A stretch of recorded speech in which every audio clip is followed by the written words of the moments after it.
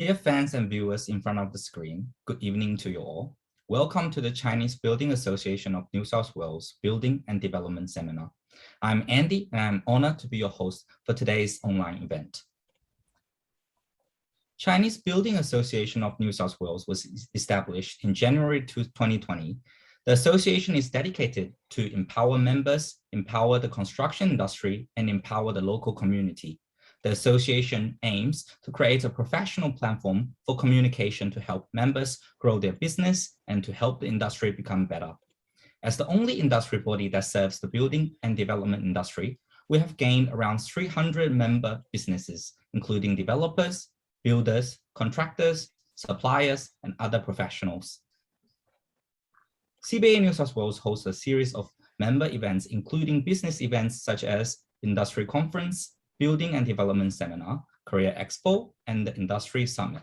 We also host regular social events such as sport and barbecue parties that create wonderful opportunities for our members to socially interact with each other.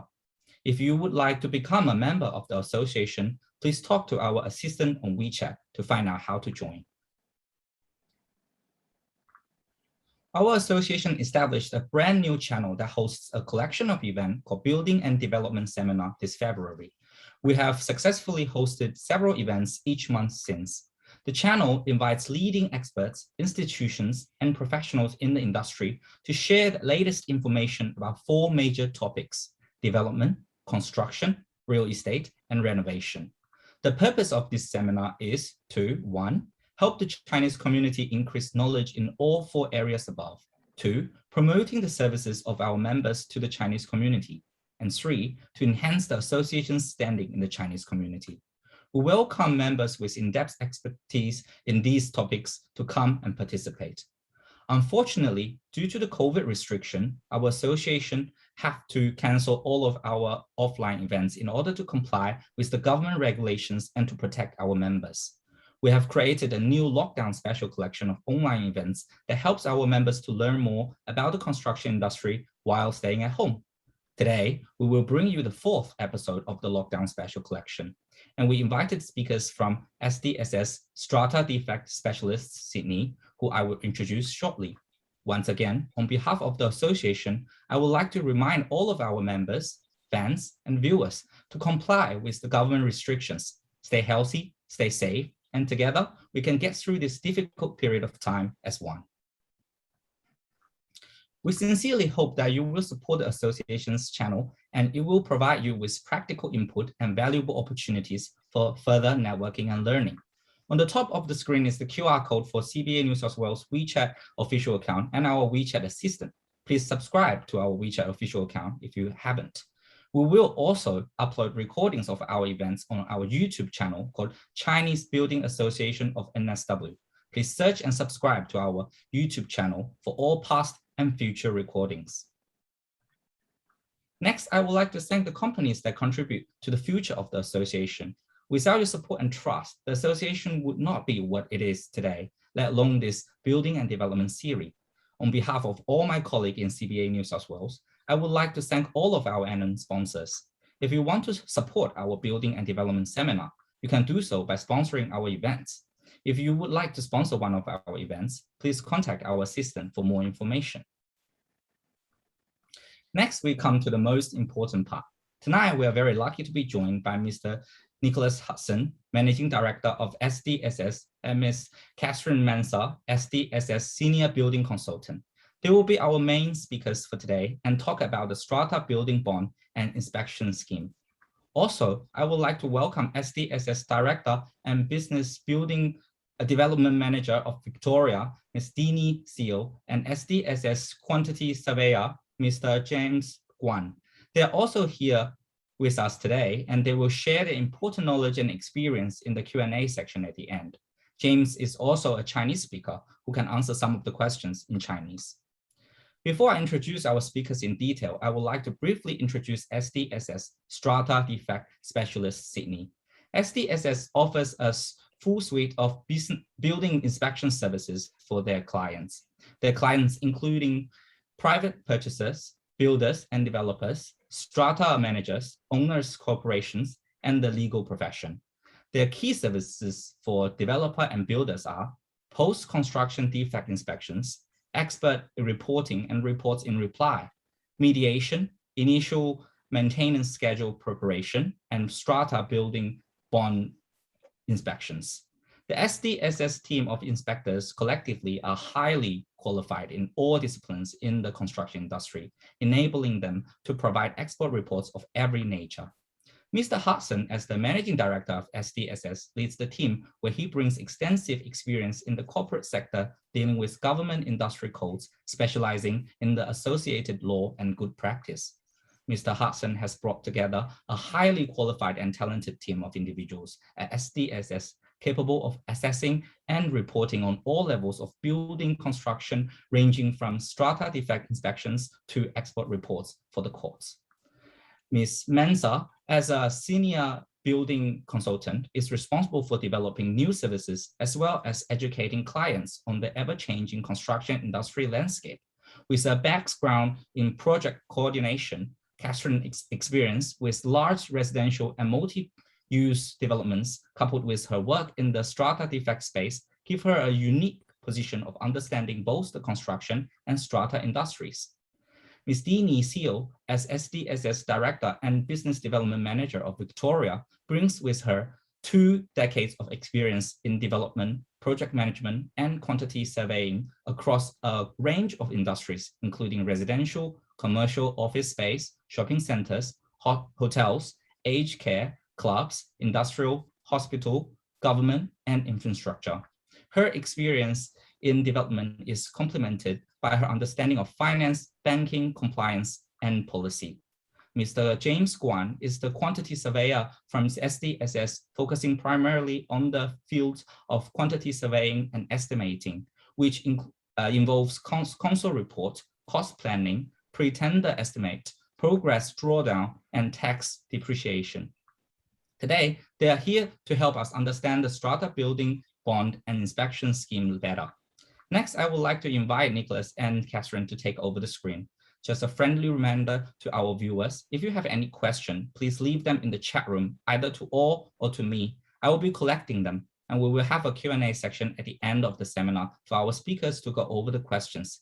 Thanks very much for your cooperation. Please welcome Mr. Nicholas Hudson and Ms. Catherine Mensah.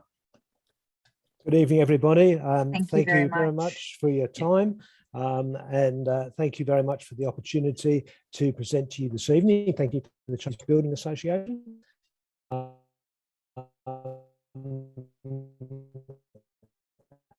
I'm getting a presentation and I will join you for the second part. So over to you, Catherine. Thanks, Nick. Just in the process of sharing my screen. Let me know when you can see it.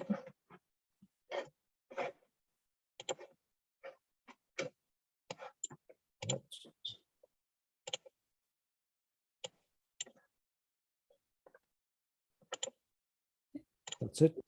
There we go. Fantastic. So just to recap, it'll be Nicholas, myself, Dini and James running you through this presentation today. Nicholas and myself will run you through the protocols for the Strata Building Bond Inspection Scheme. Dini will be available to answer any questions about the Victorian market and the defect space there. And James will also be able to translate any questions and provide some insight on quantity surveying in the defect space. A little bit of information about SDSS. So as the name implies, we're a Sydney-based consultancy group, but we do have a presence in Victoria.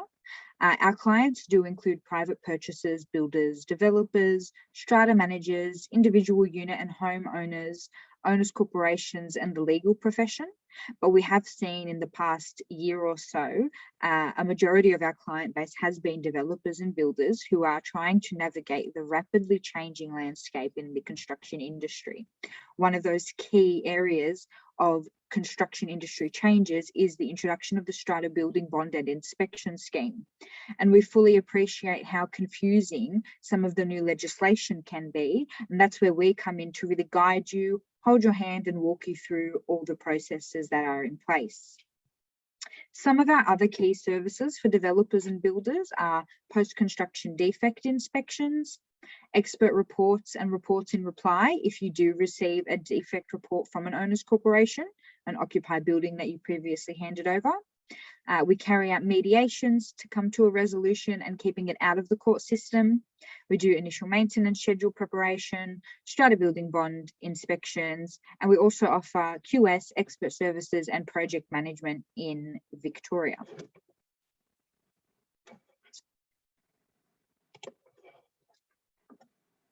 When it comes to the strata building bond and inspection scheme, it is a fairly new program. We've known about it for some time, but it hasn't come into full effect until recently. When it originally came into effect, the Department of Fair Trading released a press release to say all these different government bodies will be hosting panels of inspectors. And if you want to do these inspections, because obviously defect inspections have been happening forever, if you're an inspector and you want to be qualified to do these inspections, join one of these panels. Shortly after, many of those organisations, such as the HIA, the MBA, the AIB, released statements themselves to say they will not be partaking in the program. That has since changed, and there are more panels up and coming. However, at the moment, the largest and most prominent panel is the panel held by the Australian Institute of Quantity Surveyors. Currently, there are only 8 inspectors on that panel, and 2 of them are at SDSS. So these are our inspectors, Mr. Michael DeCool and Dr. Patrick O'Donnell. You may recognise either of them because they both have a huge presence in the industry. Now a little bit of information about the Strata Building Bond and Inspection Scheme. What is it? How does it work? So from the 1st of January 2018, developers of new residential strata buildings being 4 stories and higher are required to pay a building bond equivalent to 2% of the building contract price to the Department of Fair Trading. That bond is held in trust and released at the end of the strata building bond period under some conditions. The bond must be lodged with Fair Trading prior to the issue of an occupancy certificate for the building. So obviously it's a condition of your OC. The bond is calculated at the end of the build, so there's no way to get around it by signing up a contract and then having a whole bunch of variations. It's calculated at the end of the build, and with that calculation, you need to provide a statement of variations as well for the whole build. The Strata Building Bond and Inspection Scheme is also commonly referred to in the Strata space as Part 11, because that's what it's referred to in the Strata Schemes Management Act. So if you ever hear strata managers referring to Part 11, this is what they're talking about. The scheme sits as an extra layer of protection for consumers. So as you know, we have your 3-month defect liability period, which is after your pre-settlement inspections. So you've got that 3 months where your trade should still be running around the site fixing defects that were identified before your purchase is settled. You then have your Strata Building Bond and Inspection Scheme. You then have your 2- and 6-year defect warranty periods, 2-year for minor, 6-year for major defects. And then in addition to that, you have your 10-year duty of care. So the Strata Building Bond and Inspection Scheme sits as an additional layer amongst those other layers of protection, and it is at the cost of the developer. So all the others are pretty much footed by the owners except for your pre-settlement inspections, but this one is paid for by the developer. It's a very, very complicated and confusing process at the moment, unfortunately. And the Department of Fair Trading, who are running this program, are still very much finding their feet with it. So whilst there are many stages of this program, it has been broken down into 8 distinct stages. What Nick and I are going to do tonight is run you through these stages based on our experience, because SDSS are one of the most experienced inspectors in this space. We are on the phone to Fair Trading every single day because there are still a lot of areas of this program that don't really work in practice. So as they find their feet with it, we're working alongside them. So I'm going to start by taking you through the stages. And again, any questions in the chat box, and we'll address them a little bit later. So stage 1 is very important because this is your building bond lodgement stage. And if you don't do this, you can't get OC. I'm sure everyone is familiar with the recent legislative changes in the industry, but two of those significant changes are the Design and Building Practitioners Act and the Residential Apartment Building Enforcement and Powers Act. So they kind of revolve around the way we build now with the introduction of the Commissioner. When it comes to the Design and Building Practitioners Act, the requirements for design documentation have basically quadrupled from what we were previously deeming as acceptable. From the 1st of July 2021, those requirements under the Design and Building Practitioners Act have now been observed statewide. So when you go to apply for a bond now, irrespective of when your job started, irrespective of whether the Design and Building Practitioners Act applies to you, you are asked to meet the documentation requirements of the Act when you lodge your bond. So previously, all you would have to do is access the planning portal, register your project, you then receive a project number, and this stays with you for the life cycle of the project, and then you follow the steps on the portal to lodge the bond. However, that has now changed, whereby following the steps also means supplying documentation. So here is one example of the documentation required. So as you can see here, you're required to provide information about your interstitial condensation management details. You need to provide services, penetrations, rises, horizontal reticulation. You need to provide services drawings, architecturals, internal wall details, and then your key structural plans, schedules, and all your specialist reports. So these will need to be provided before you are able to get OC.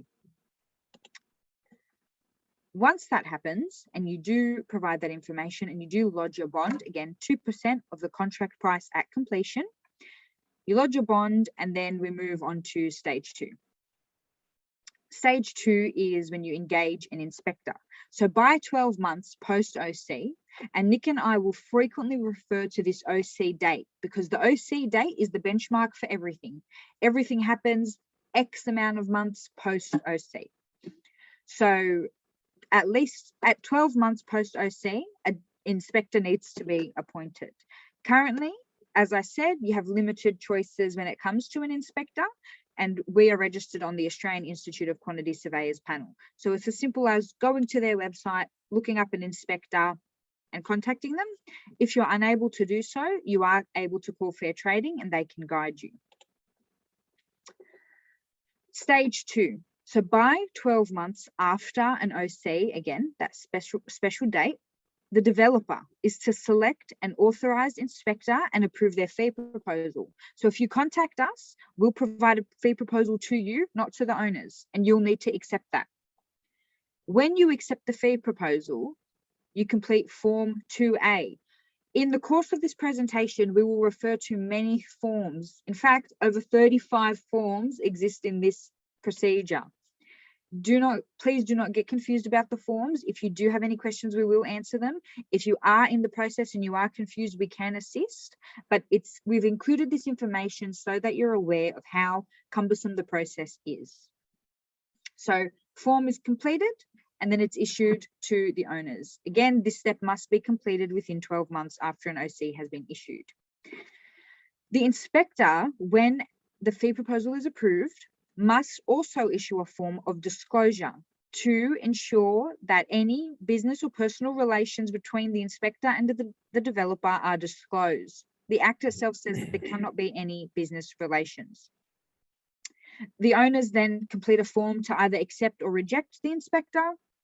All is lodged with the Department of Fair Trading, and then we gear up to carry out the inspections.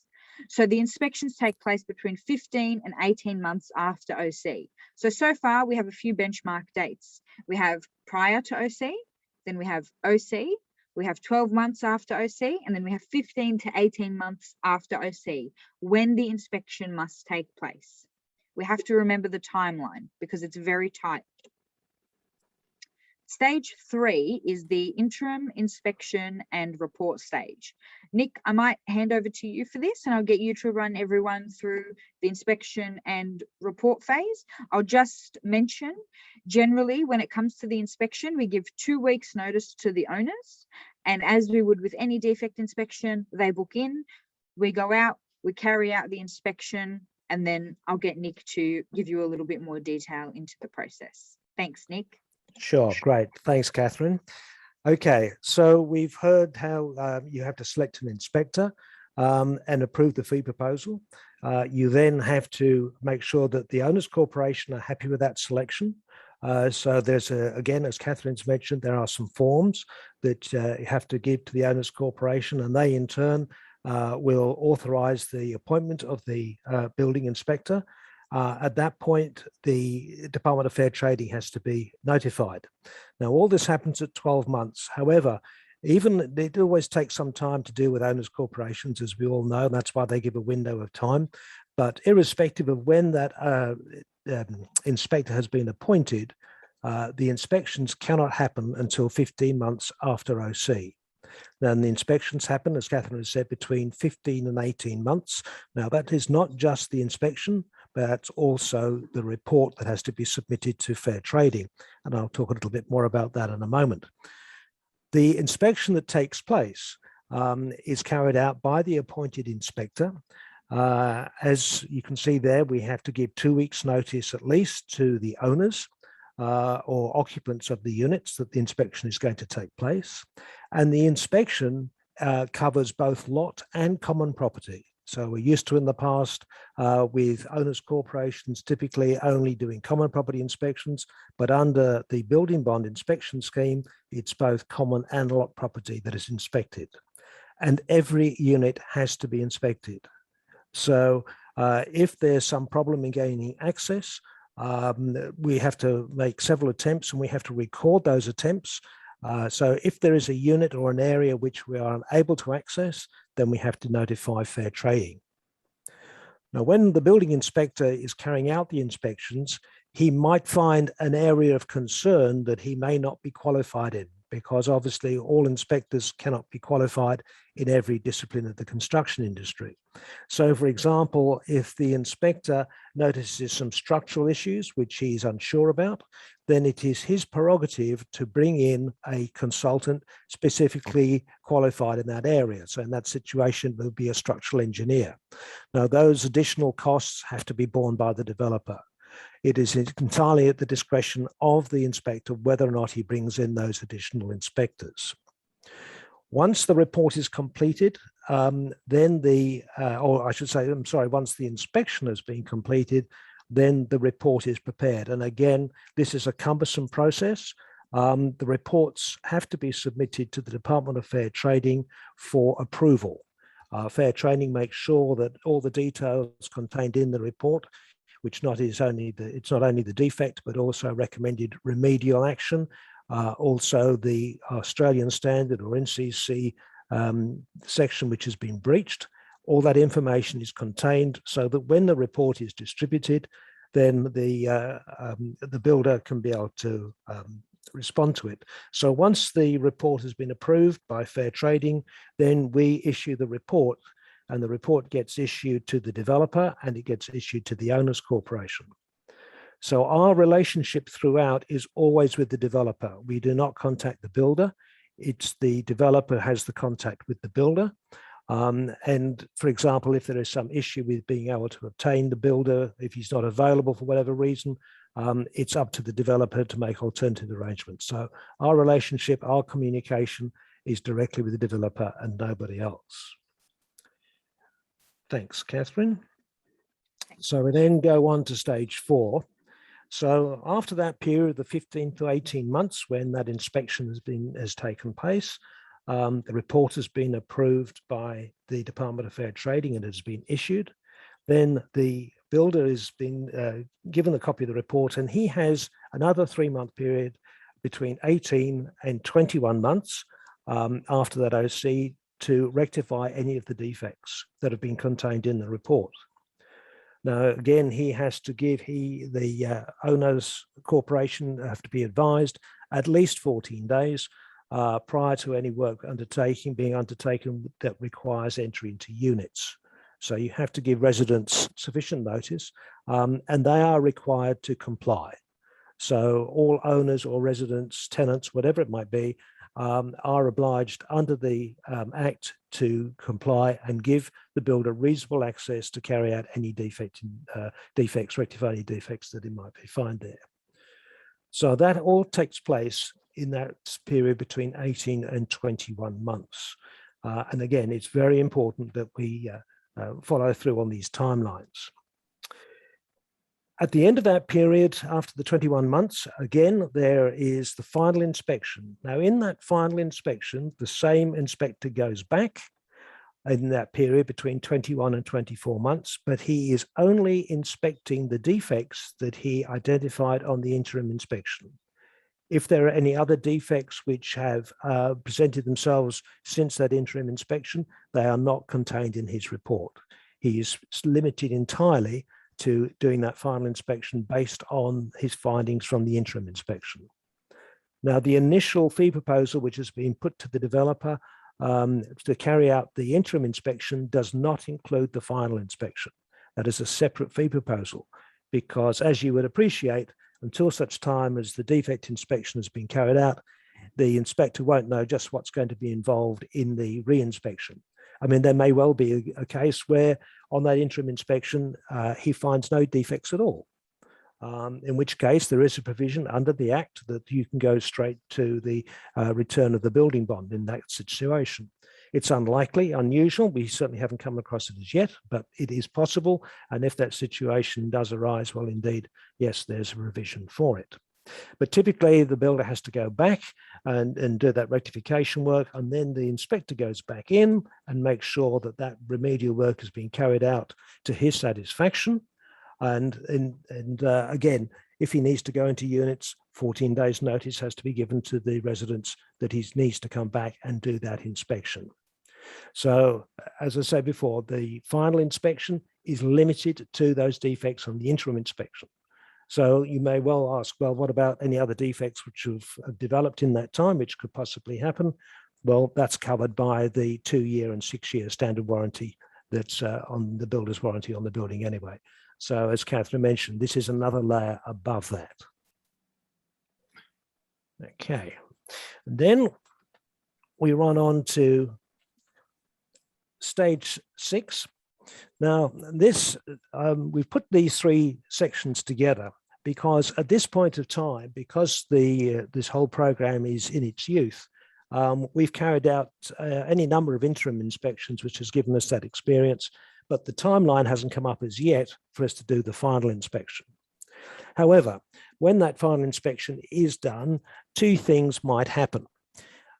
Firstly, if all the remedial work has been carried out satisfactorily, and indeed it's to the satisfaction of the owner's corporation as well, then the developer can be notified. There's a form that notifies him, and he's able then to go and apply for the return of his 2% bond. Now, alternatively, if some of that remedial work has not been carried out or has not been carried out to the inspector's satisfaction, then again, that notification of those defects which still exist gets advised to the Department of Fair Trading. And the Department of Fair Trading will then nominate a quantity surveyor to cost the rectification of those defects which have not been remediated so far. And those funds are then kept out of the 2% bond and are made available to the owner's corporation. Now, the owner's corporation do not get those funds into their capital works fund. They have to submit quotes from appointed and qualified builders or specialists who can carry out the remedial work to those unfulfilled defects, and that cost will then be applied. So it's not a cost, it's not a pot of money which is just credited to the owner's corporation. It has to be applied to that. Now, in that scenario, if there is additional work to be done, that work must be done before the expiry of 3 years. So basically, this is a 2-year program, but if there is work which hasn't been completed within the 2-year period, then it must be completed within 3 years. So from OC. So again, as we keep on saying, the most important thing is that OC date. So again, once the process is complete, there are forms which need to be submitted to Fair Training, and they will finally sign off with the return of the bond or part of the bond, depending on whether or not the work has been completed satisfactorily or not. And then that process is complete. Again, when it comes to appointing a quantity surveyor, the same process applies as with the building inspectors. It's actually appointed by the Department of Fair Trading. It's not the developer who can go to a quantity surveyor, but it is the Department of Fair Trading and who engage a third-party quantity surveyor. So it's not somebody in their employ.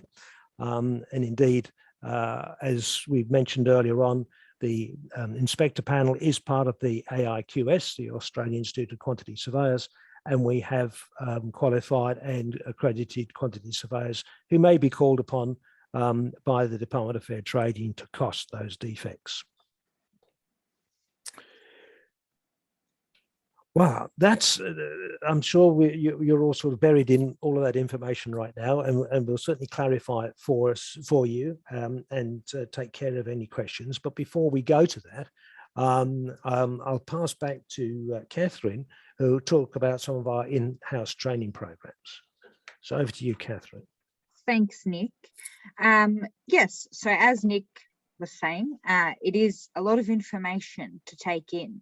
What we do offer at SDSS is in-house training, not just for the Strata Building Bond and Inspection Scheme, but for all of our services that also assist with organizational structures during construction. So we have various programs. I'm not going to bog you down with that information right now, as we want to keep the focus on the Strata Building Bonds, because we understand how important that is, as it's a mandatory program that all developers in this range have to take part in. We see a lot of developers, well, in the past year anyway, basically allocating that money as dead money, money that's gone and can't be recovered. And the important thing to remember is it can be recovered. You just need to work with your inspector and have a good understanding of the program to know how to go about it. One of the things that I will talk about is our post-construction defect inspection program. So this is a program we created to basically mimic the Strata Building Bond inspection scheme. So what effectively happens is, once OC has been issued, but before anyone moves in, we go out to a building and we carry out a full defect inspection. We carry out a very extensive inspection of the units. We put cameras down drains. We measure airflows from the air conditions. We measure mechanical ventilation, falls to tiles, balustrade heights. We spend about an hour in every apartment. We also look at the common areas, and then we present this in a very comprehensive defect report that can be sorted unit by unit or trade by trade if you do want to use it to hold retention on your trades. We come to an agreed amount of time on how long it will take to fix the defects, and then we go back out, we re-inspect, and we issue a quality certificate for each unit. The benefit of doing this is that by the time your Strata Building Bond inspection scheme comes into effect, or it's your time to carry out your Strata Building Bond inspection, you've basically eliminated a large portion of the minor defects, the fiddly little defects that are more difficult to treat when there are people living in the apartments. So that's one of our services that we offer in addition to this. Now, in terms of our in-house training, we're able to come to you, obviously under the current circumstances, it'd be via a Zoom call. And we're able to train your staff on what is required in the lead up to the Strata Building Bond and during the process of the Strata Building Bond. So that includes training to understand the legislation, training to understand how to lodge your bond on the portal, training to understand the program and hurdles that can occur during the program, as well as common defects and common mistakes that we see. So that's something that we offer as an extension to this presentation. As it just helps you get your head around it a little bit more. We can give some examples of reports, examples of the forms, and seeing that physical document in front of you is very, very helpful in trying to wrap your head around the whole scenario. So that then leads us into our Q&A time. If anyone has any questions that they would like to ask. Yeah, thank you very much, Catherine and Nick. And let's also welcome James and Dini to this section. And so I have collected some of the questions. The first question will be, how does the COVID lockdown affect engagement of the building inspection and actual inspection? Is there any policy to postpone this process, and how long will that be, assuming the whole process will be pushed accordingly? Okay, well, that is a very good question. Good question. Indeed. So in fact, at this point of time, there's been, well, let me answer it first. At this point of time, we are not permitted to go into occupied units to do an inspection. It's not considered to be essential works, emergency works. We work closely with Services New South Wales to make sure that we stay in compliance. But at this point of time, no, we are unable to carry out inspections. And yes, as you might imagine, has that impacted, bearing in mind there is that very specific timeline that we have to comply with. We have made approaches to the Department of Fair Trading with this scenario. We have a number of inspections which should be carried out right now, and we can't, and we're asking for guidance from them. At this point of time, they haven't given us a response. In the past, we have asked if it's possible to have an extension. Perhaps the developers left it a bit late to appoint an inspector. It's a new program, and it's people getting used to it. So we've been tight on timelines. We've made an application to Fair Trading for an extension, and they have denied it. So it's a case that if for example, that interim inspection, which takes place is between 15 and 18 months. If for whatever reason we're not able to get that report completed until 19 months, it means there's only 2 months left for the builder to remedy the defects. It comes back online. At this point of time, they don't give any leeway whatsoever.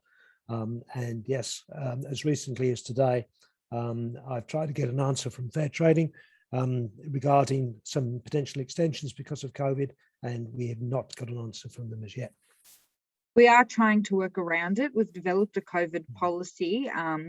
Obviously, as we as a state transition into living with the virus, and that includes, you know, people having to leave the apartment during the inspection, things like that. Obviously, we are waiting for further input from the government on this because we do believe that it is an essential service and it should be carried out. So regardless, we will need the COVID plan moving forward because it's evident the virus isn't going anywhere. But at this current stage, in the current lockdown, we kind of fall into a weird spot because it's not maintenance and it's not construction work. So right now, we're just waiting on further advice. We do anticipate that once we reach the 70% double vaccination mark, we will be able to carry out the inspections. So when that time does come, we are ready with our own COVID policies and protocols. But yeah, right now, we're just holding tight. Thank you very much, Nick and Catherine. Okay, so next question is, how much does it cost roughly per unit for the interim inspection and the final inspection? Well, the cost for an inspection, it works out probably about $600 a unit. Okay, great. Something of that nature. Yeah. For the interim inspection. For the interim inspection. As I mentioned before, the final inspection is an additional cost. And if during that interim inspection, the inspector decides he needs to bring in one or more expert consultants, then that's additional cost. The other thing to remember is, not remember, but consider anyone that probably got quotes earlier in the year from various inspectors, if they were to compare their quotes to now, they might see quite a significant increase. And the reason for that is originally when the program was developed, it was just the inspection of common property. And that includes common property in the unit. So your outer envelope of your unit, your ceilings, your common walls and your floor finishes. But now that's been extended to include lot property. So we go from spending about 15 minutes in an apartment to about an hour, 45 minutes to an hour in an apartment. So you will see that price increase in that area.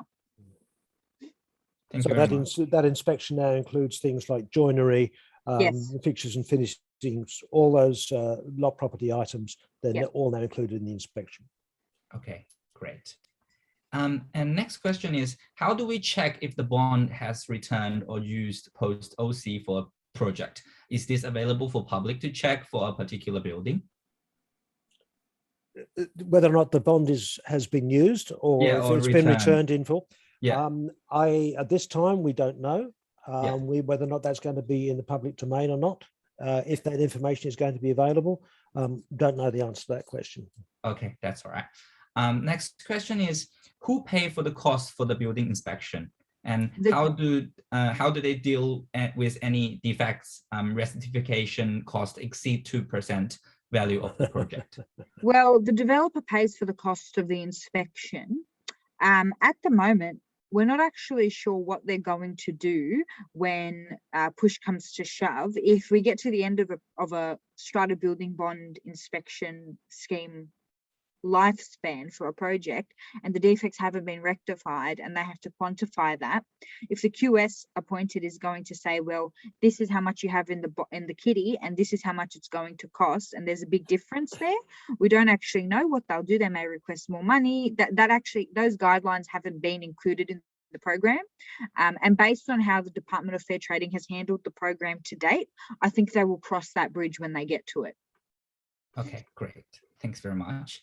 And next question is the Strata building bond scheme applicable in Victoria? If not, what alternatives are implemented? We might pass that on to Deanie. Yeah.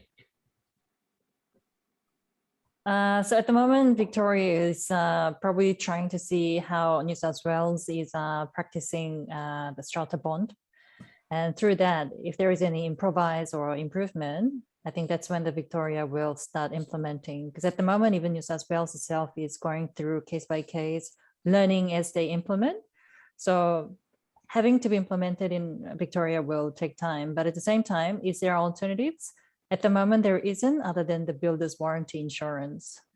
And ultimately, builders who care about their reputation will repair defects.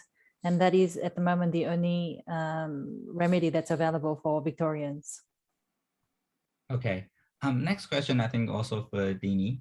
The builders are often caught up in the changing legislation without being fully informed of how to factor the risk and opportunity for new projects. How is Victoria managing the changes in the industry? So unlike New South Wales, Victoria documentation and consultants, all that has been in probably one of the best shape amongst all the states and territory. And Victoria has a scheme, a discipline where all the consultants who are engaged in the project must be engaged throughout the project. And not only that, the actual implementation is actually coming from the financiers who has vested interest in assets and the risk. So quite a lot of compliances that are not picked up by the relevant authorities are often implemented or introduced by the financiers just to make sure that their property project asset is all covered. Thanks very much, Deanie. Next question is, if builder thinks a specific defect has been resolved, however, the owner is still unhappy, what's the mechanism to address it in the interim report? Well, after the interim, in the interim report or after the interim report? The question says to address it in the interim report. Right. Well, it'll be at the discretion of the inspector. So if the inspector identifies a defect and believes that it is a defect, they'll include it in the report. If they believe that it's been rectified to the relevant standard, then they won't include it in the report. So ultimately, it will come down to the discretion of the inspector. If an owner or a developer would like to challenge the opinion of the inspector, at the moment, our assumption is that it would be challenged as any defect claim gets challenged. So you'd go through the Department of Fair Trading, and then if required, it would escalate to the tribunal. But we haven't seen it play out. We have no precedents to call upon. So we don't actually have a concrete answer for that. We just assume that it's going to follow suit. But generally, defect identification comes down to the discretion of the inspector, especially because our opinion is going to be independent. The builder's opinion will be obviously swayed towards their faith in their workmanship. They'll be biased, and the owners are most often the most biased because it's their home and they live there and they see these things day in and day out. So they fixate on them sometimes. And a lot of our job as inspectors is to educate them. A lot of owners complain about things like tile lippage. Tile lippage has quite a high tolerance for what is considered a defect and what isn't. So we're constantly educating our owners to say, look, I understand you might not be happy with this quality, but pursuant to the standards and tolerances, this is not a defect. We can't walk around with a magnifying glass. We have to stand 1.2 meters away. We have to have natural light. So we follow those protocols and it comes down to our opinion. And the other thing to remember is with the inspector, the experience, the qualifications of the inspector has been assessed by the developer when he selected that particular inspector to represent him in the inspection. The owners corporation has also looked at the CV, the qualifications, the experience of the inspector and improved him. And so that is why the inspector's opinion is basically watertight. That's why if the inspector wants to bring in, as I said before, another expert, it's not a case for debate. He has the authority to do that. Thank you very much, Nick and Catherine. Next question is, how much for the interim inspection in common area? So that price that Nick gave previously includes the common areas. Yes, Okay, yes, great. It's all as one. Okay. Next question is, if an extension of time is required for the Strata building bond, how do we go about applying for this one? There is a form. Of course, there's a form. There's a form that you can It's one of the 35 forms. It's one of the 35, yes. It's one of the forms you submit to the Department of Fair Trading, and they have the mechanism to give an extension. We have not seen that in action as yet. As I mentioned before, we have seen applications being submitted, but we've had no response from the Department of Fair Trading as yet. Great. Next question is, can you elaborate a bit more about the scope covered in the inspection report? And what is in the inclusion, what is excluded, and what is the main document used to check against defects? Okay, there's an Australian standard which for the inspection, which dictates what has to be inspected. It is a very exhaustive inspection. As we've mentioned, it's both common and lot property. It includes measuring falls in bathrooms and on balconies. It includes careful inspection of wastes, of overflows, because as we mentioned before, water ingress, water proofing it represents more defects in buildings than any other defect. So it is a very exacting, but it's not something just at the discretion of any inspector. It's very important that every inspector uses the same guidelines. And so they use the Australian standard for inspections as dictated in the Strata Management Act. Okay. Next question is lot property inspected as part of the Strata building bond? Yes, it is. It is. And that is a new advancement in the scheme. So as I mentioned previously, it used to be just common property, which makes a lot more sense when you think about the fact that it is Strata. But now it has been extended to include lot property as well. Yeah. Just a friendly reminder to our viewers, we also have James today here who can speak Chinese. So if you guys have any questions that you need translation or you would like to ask in Chinese, you can also leave it in Chinese in the chat room so we can address the questions to James. Okay. Next question is, what happens if new defects arise between the initial inspection and the final inspection? Okay, so this is a good question because it is something that we get this question often. So basically, interim inspection occurs and then we come out and we do this follow-up inspection, and we only are able to look at the items we identified in the first inspection. So if we go out at 15 months and the only defects we really see are, you know, a couple of skirtings that are loose, paint runs, maybe a few cracks, but then we come back in the second inspection and we see a big gaping hole in the ceiling with water coming in, we basically have to close our eyes and say, no, we can't see that. We cannot comment on any new defects that arise.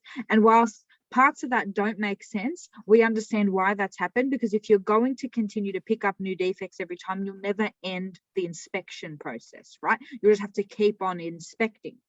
If a defect comes up in that time and it's not captured as part of your Strata building bond inspection scheme, the owners are able to pursue that defect as they would any other defect in the past, pursuant to their 2 and 6 year defect warranty period. So they pay for it.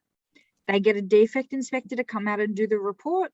They serve that report on the builder. They can go through fair trading. They can go to the tribunal. They can go to the Supreme Court. Thank you very much, Catherine. No problem. Next question is, what happens if defects are not rectified? If they're not rectified, a quantity surveyor is appointed to calculate the value of those defects, and then money from the bond is allocated to those defects. Okay, great. Yeah. And how many inspectors are there who are qualified for the SBBIS? There are only right now in Sydney, there are 8. 8. That's all. And So 2 of them as well, are at SDSS. we have 2 of them, Yeah. which is why we've got probably more experience at this point in time, at least, with the program. Mhm. There are going to be more panels. The MBA are working towards putting a panel together. We need more inspectors because, as you'd appreciate, as more and more buildings come up for inspection, there's a limit on just how much 8 inspectors can do. Okay, thank you very much. And next question is, which area are likely to trigger additional specialist inspection? Structure, fire, waterproofing, or facade? All of the above. Yes, All of the exactly. above, yeah. Especially waterproofing. Yeah, okay, great. So the major defects come from waterproofing, fire, and structure. We also see a lot coming in that realm from the facade. So they're the key areas. You often get a lot of hydraulic defects requiring additional specialist information, especially in buildings where they're really tall, or you see issues with hot water temperatures and how long it takes for hot water to heat up. We get a lot of that too. Okay. And how long does it take to complete a report for the SBBIS? It all depends on how many units there are. If you're dealing with a block of, say, 30 units, then you can probably do that in 3 weeks. But if it's a block of 400 units, then you're talking months. Yep. Okay, great. But to be fair, by the time the report's complete and it gets sent to fair trading, it very quickly will absorb a 3-month period, very quickly, between the back and forth. So we need all the time we can get when it comes to exactly. It's important that we carry out the inspection as early as possible in that 15 to 18 month period. Yeah. Okay. And next question is, where can we find these 8 qualified inspectors?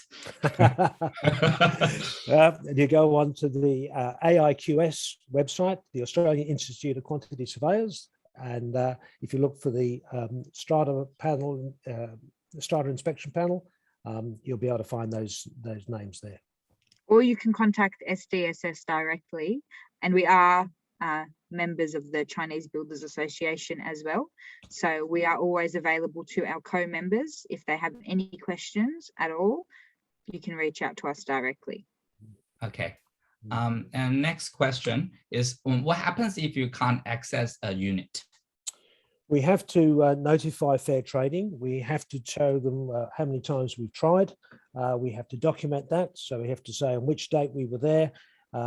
With our inspections, as we've mentioned, we give everybody at least 14 days notice. And those owners or residents are able to contact SDSS and make a time on the allotted inspection days for their inspection to take place. So if we're going to be there, for example, for 3 days, we're not asking owners or occupiers to spend the 3 days in their units. They can actually nominate a time, and we will carry out the inspections during that time. Because of COVID, we're actually asking them to get out of their units. Yes, well, actually, yes, right now when we can do it, we've got everybody at home, but yes, we've got the challenges we mentioned before. It is important to mention, though, I mean, we've been doing defect inspections for a long time. Defect inspections where we're paid by the owners as well. And it's very rare that you get 100% of people booking in. When it comes to the Strata building bond inspections, we see the most people booking in, because we get a lot of assistance from the developers as well, because it is in their best interest to have as many units inspected and just to get it over and done with. Okay, thank you very much.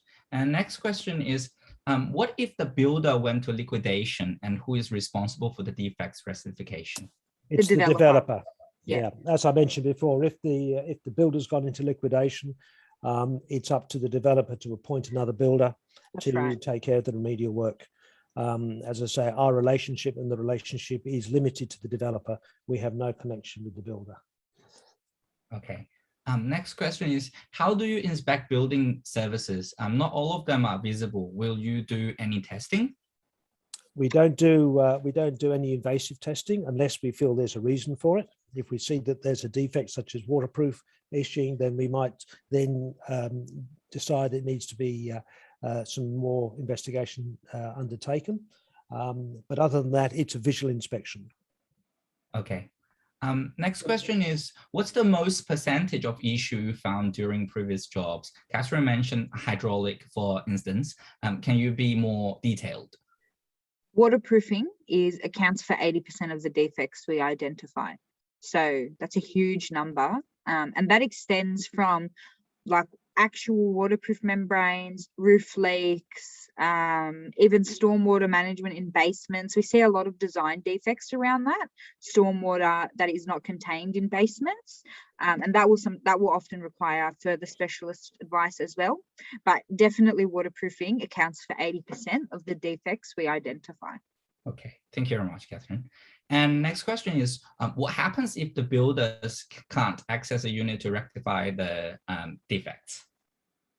Well, there's a requirement. They will get, the owners of the unit will then get notification from the Department of Fair Trading, because it is a legal requirement that they have to give the builder a reasonable opportunity to attend to any defects. Okay. Next question is in Chinese.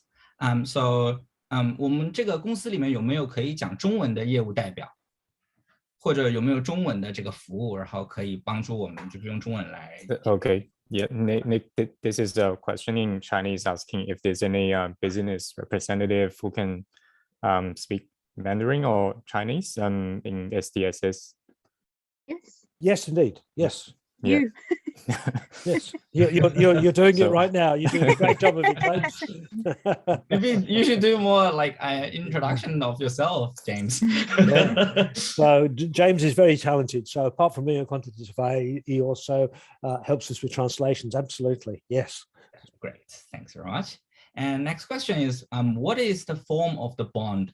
If it is bank guaranteed, is it held by the developer or in a shared account? It's held in trust by the Department of Fair Trading Secretary. Correct. Okay, great. Thanks very much. And that's all of the questions I've got. Is there any other question? Oh, there is one more. If any defects after 24 months plus 3 months when bond been returned, how the owner to deal with the defects? Well, the owner still has, they still have their 2-year and 6-year warranty period. And then they have 10 years as well. Yep. So they have options, but the problem is those options cost them money. And, you know, a lot of owners to spend money or they simply can't afford it because it's expensive. A defect inspection for a common property defect inspection for Strata is like north of $30,000 sometimes. So it's expensive. Yeah, thank you very much. And that's all of the questions. Thank you so much for all of the great content and all the engagement. Thank you very much, Nicholas, Catherine, Dini, and James for sharing such great content with us. And thank you to all of our viewers for joining the new installment of Building and Development Seminar. If you would like to be more involved in our events, please subscribe to our WeChat official account. Don't forget, all of the recordings of our event will be on our YouTube channel. Search Chinese Building Association of NSW and subscribe. You can find all of our past recordings there. Thank you for supporting the Building and Development Seminar. And that concludes our program for today. See you next time. Thank you very much. Thank you very much indeed. Thank you. Good night.